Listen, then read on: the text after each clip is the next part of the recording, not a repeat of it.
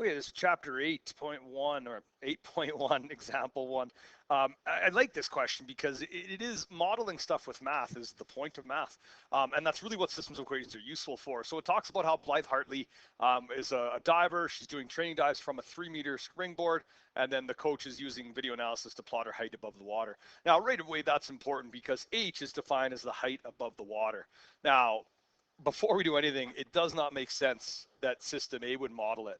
And I'm just going to put that this is a slanted diving board. If we look at that kind of, I mean, it's teal on these, the linear equation is slanted. How could the height of the diving board above the water look like that? Now, I guess the diving board was broken, but that's not the situation. Again, similar to that, using a bit of logic, system B doesn't make any sense. She dove linearly. And that's really impossible. Maybe I'll put dove in a linear pattern. I'm going to put way. That can't happen. One of the things, and this is unfortunate, this happens a lot in math, that it's really kind of hanging onto a little bit of physics. Now, you learn this physics in Science 10, which is the idea that if I throw something in the air, it takes a parabolic path. So it's a toss-up between system C and system D. Now, when we look at these two situations, I really do think when you graph things, there's a couple things that are always important. X-intercepts and Y-intercepts, and mins or maxes as well. But in this particular situation, looking at system C, we run into a bit of a problem because if you look at that Y-intercept, Blythe doesn't start on the board. So it doesn't make a lot of sense that she's not going to start on that flat board when she jumps off of it. Now, certainly, and this is the tricky thing about math, is you have to read the question carefully, that she is diving from a 3-meter springboard. So she's on the board originally, which is why system C doesn't work. She starts above the board. Now, process of elimination, it does have to be system D. And I think one of the best ways of recognizing why it is because we have 2 points of intersection. One of them is at 0,3. She's on the diving board at that point. I'm just going to put starts on diving board. And then down here, eventually she's going to, rise up to the maximum height where she's doing some tricks. I'm assuming it is a diver. And then she comes back down and she's going to pass by the diving board again. And then she is going to land in the water and hopefully produce no splash, so she gets a lot of points. Talking about the situation, it really is, I hope, important that the reason System D models that perfectly is we see that Blythe would be at the height of the diving board at the beginning and some point along the way. Now, we can actually identify where that point would be. We get to cop out a little bit. And I'm actually just going to say that's at T, 3. Because Blythe is going to be at the height of the diving board when she's 3 meters above the water. And so that really does have to occur twice. It's that old cliche that what goes up must come down. All right, example 1 is just looking at, kind of some of the theory behind it. I'm going to fold example 2 into this lesson as well, which is actually solving one of these graphically. Now, as soon as you see graphically, you really do have to think graphing calculator. And the big limit of our graphing calculator is that y needs to be isolated. And that often introduces a little bit of kind of initial step here, is that we have to take those two or these two equations and we have to isolate y. So in the first equation, 4x minus y plus 3 is equal to 0, I'm going to isolate y by adding y to both sides. So I'll write it the way that I kind of presented it there, which is 4x plus 3 is equal to y. And then over here, I'm actually going to put what I'm going to put into my calculator. I am going to put y1 is equal to 4x plus 3. Now, the reason I picked y1 is it's the first equation I saw. So I'm going to label that equation 1. I have to do the same thing with the other equation, which is 2x squared plus 8x minus y plus 3 is equal to 0. And it is a little bit annoying maybe that we do the exact same thing, but I get 2x squared plus 8x plus 3 is equal to y. On my calculator, I'm going to plug in y2 is equal to 2x squared plus 8x plus 3. And this is what we're going to use on our calculator to solve this question. So if you haven't already, grab your graphing calculators, and we're going to put those two functions in. Okay, in order to solve this on our calculator, we have to tell the calculator what to do. So hopefully you still have your notes in front of you, but I am going to make y1 4x plus 3. and I'm going to make y2 2x squared plus 8x plus 3.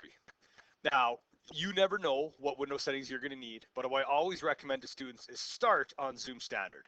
So I hit the Zoom button and then option number 6, and that puts it to 10 in every direction. So there's my linear curve, that's y1, 4x plus 3, and there's my quadratic in red, which is 2x squared plus 8x plus 3.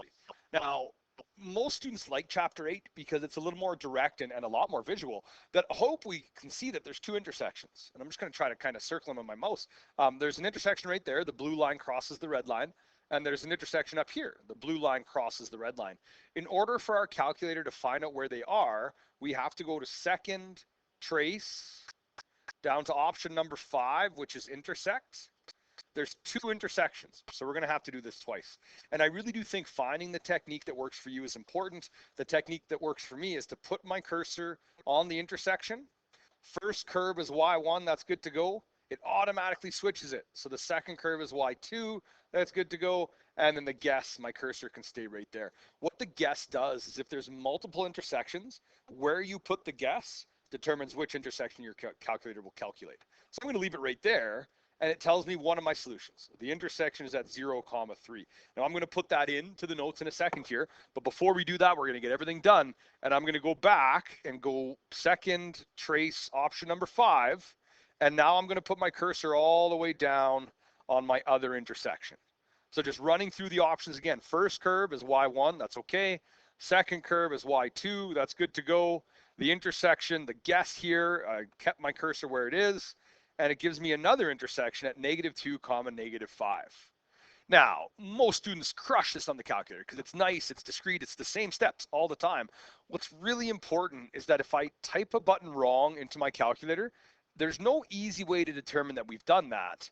I mean, there is a way, but sometimes it's not easy, and that technique is what we call verification. So we're going to go back to the notes now, and we're going to do part B, but we are going to verify. Now it says verify your solution. It should say verify your solutions because there's actually 2 of them, and I'm going to write them underneath here. We got the solutions.